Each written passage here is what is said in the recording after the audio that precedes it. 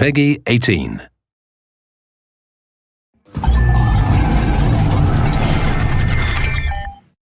Hello everyone, I'm Colin Graham. I'm the animation director on Watch Dogs, and today I'm excited to present to you a vertical slice of the Watch Dogs free roaming experience.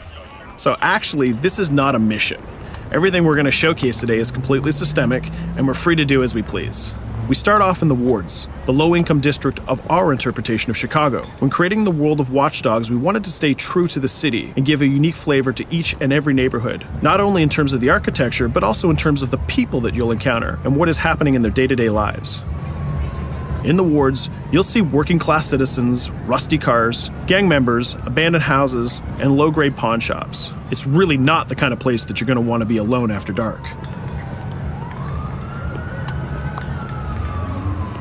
Nowadays, modern cities are increasingly managed by software, controlling traffic lights, electricity grids, and surveillance systems. In our version of Chicago, this management software is called CTOS, or the Central Operating System. The CTOS controls everything in the city, and it was created by the Bloom Corporation. Since the CTOS has been installed in Chicago, people get to work faster, the crime rate is dropped, and the communication networks are now more accessible and stable than they ever were before. It goes without saying that if everything is connected, somebody able to take over the system would be extremely powerful. At this point in the game, we don't have control over this district's CTOS system. The icons that you see over people's head mean that we cannot hack into their mobile devices at the moment. We need to find the CTOS control center, install a backdoor virus into the system to take control over all of the infrastructure in this district. There it is, the CTOS control center.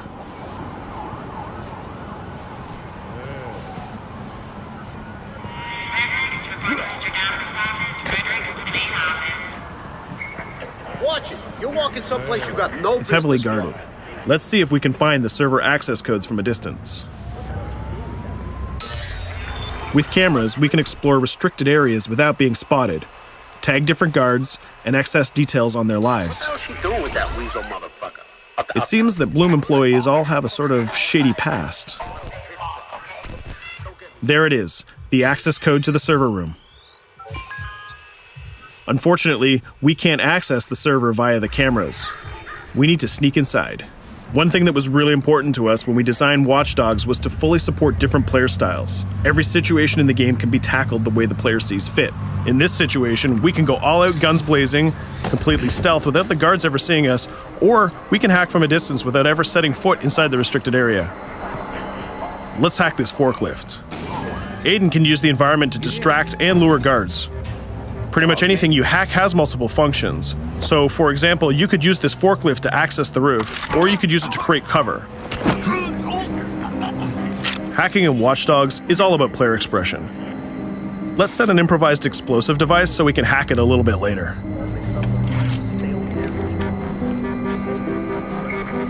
You'll also notice Aiden's low-profile stance. This indicates when the guards are unaware of our presence. We'll try to reach the upper level of the building to see if we can gain a vantage point over our opponents. Everything in the environment can be hacked, so we're going to make some dynamic cover. That's how you spend a day off. Some quality meat. We'll use this forklift to lure the guard towards our IED that we set earlier. Let's see how this plan unfolds. You're working them on.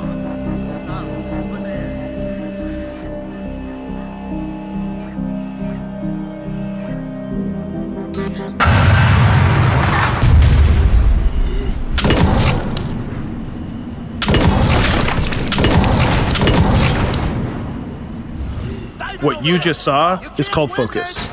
It represents Aiden's analysis capabilities and his quick reflexes. This gives the player more time to combine core game mechanics together, such as shooting, hacking, and driving, in order to handle more complicated situations.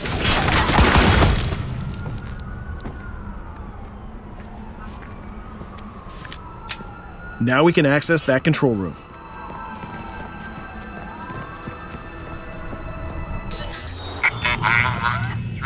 Drop 2, 5.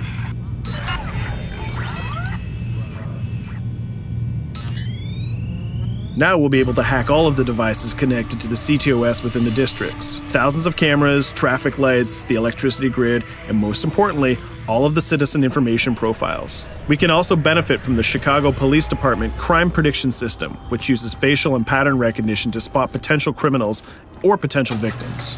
Since this is a pretty rough neighborhood, I'm pretty sure we're going to stumble on some suspected criminal activity pretty soon. And there it is. The system just pushed an alert of a potential crime.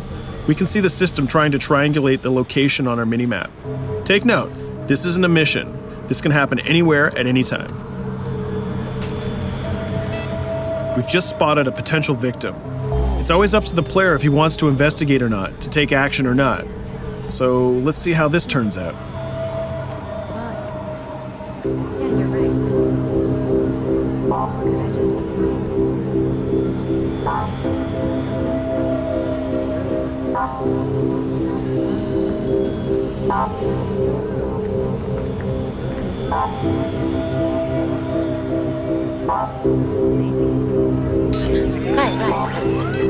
You think you're leaving me? Huh?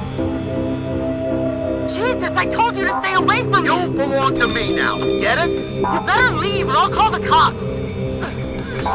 I'll fucking kill you, goddammit! Get off! Yo! That was close. Good thing that we intervened. We managed to prevent the crime, but we triggered a chase. From here, the criminal's behavior is unpredictable. He can try to get away, shoot back at us, surrender, or call for backup.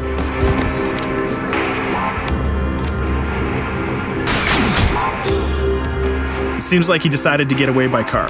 Let's chase him down. In Watch Dogs, we have a wide variety of vehicles. Each one of them has their own unique properties and handling. Let's see how we can use the CTOS to our advantage to neutralize this criminal and leave the cops to deal with him later.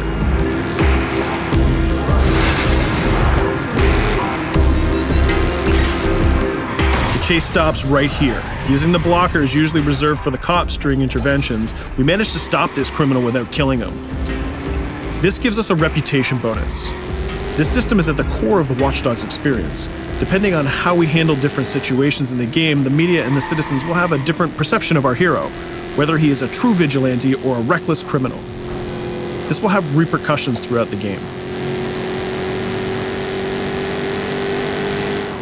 Now, let's head for the Loop, the historical district of Chicago, where you're going to find the most iconic buildings in the city.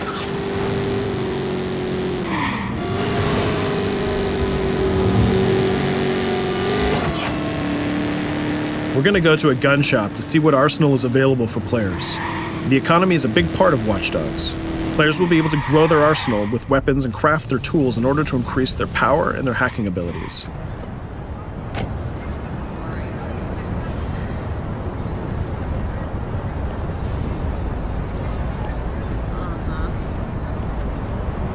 No, it's okay.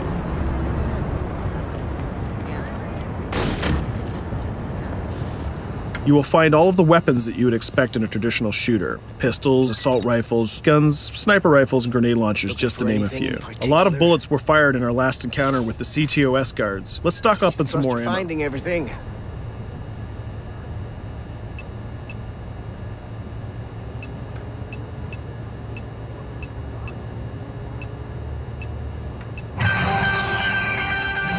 As we mentioned earlier, the media keep track of your actions and the citizens are going to react according to the perception that they have of you. Here, the media is reporting a crime in which you are the #1 suspect. The gun shop owner recognized you and decided to trigger a silent alarm to notify the police. Copy that. Possible wanted suspect presumed armed and dangerous. Police are now trying to locate the source of the threat using the surveillance system in the city, represented by the yellow circles on the minimap. Come in, PH3.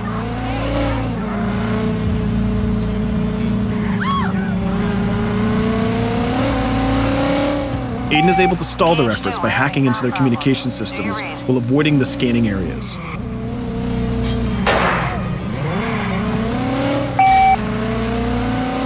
PH units, do you copy? Repeat, squad to all PH units. Once they've lost our trail, we can go back to our activities.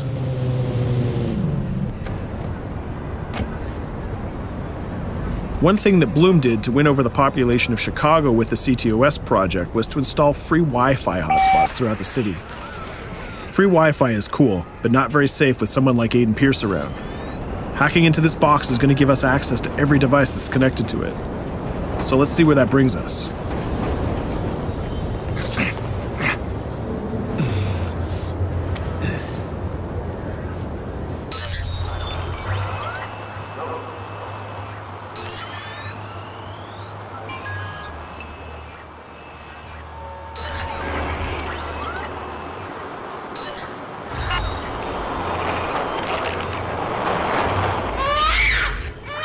We just hacked into the webcam of a laptop. It seems that we're in the apartment of a mother and we can hear her baby crying in the background. Her bank information is in her mobile phone sitting right there on the table in front of us. It's totally up to the player whether we decide to steal it or not. Of course, this won't affect our reputation because nobody can witness this action. Just like in real life, nothing is totally black or white, but rather many shades of gray. This is exactly the situation where we want the player to question his own morality. Let's go withdraw that money. If you think that you're alone, think again. Aiden is not the only hacker in town. Someone's trying to install a backdoor virus on Aiden's phone in order to steal a portion of the information that he's gathered through the game so far. First, we're gonna have to reach the area where the signal is coming from.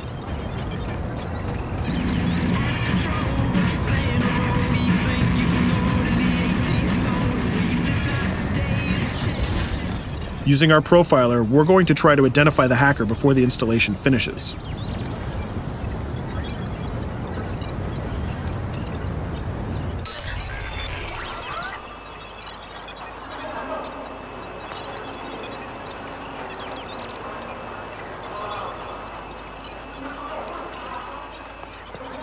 There he is. In Watch Dogs, things aren't always what they seem to be. This is actually another player that seamlessly came into our single-player experience. Let's not let him get away with this. We're going to teach this guy a lesson.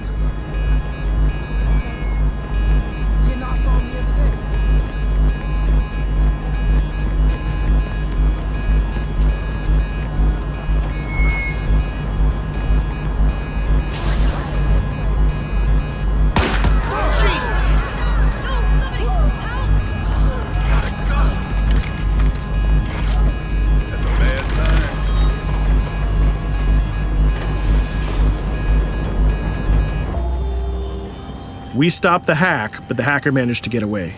I don't know about you, but we can't let this pass by. We need to retaliate. Using the grid, let's see if we can find that second player. There he is.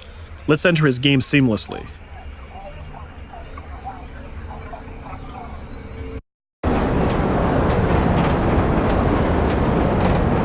The second player is not yet aware of our presence. If we act carefully, he might think that we're one of the many NPCs in the city.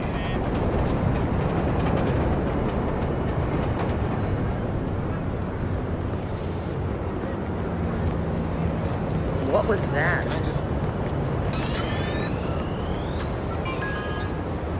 So let's find a place to hide and start hacking. What's going on?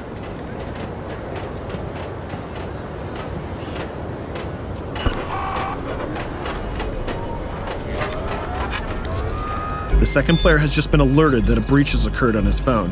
He's trying to find us using his profiler.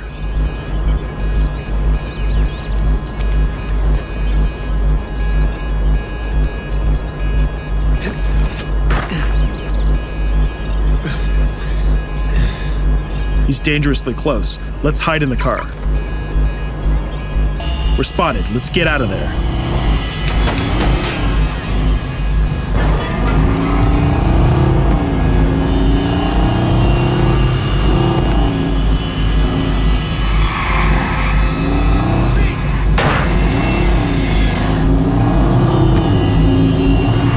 Let's set up an ambush right here. By dragging the other player back here into the alley, we make sure that no civilians get hurt during the firefight. We didn't succeed in hacking the second player, but we did get a little bit of revenge. So that's what we have time for today. We hope you enjoyed our quick gameplay session. Stay tuned for more about Watch Dogs.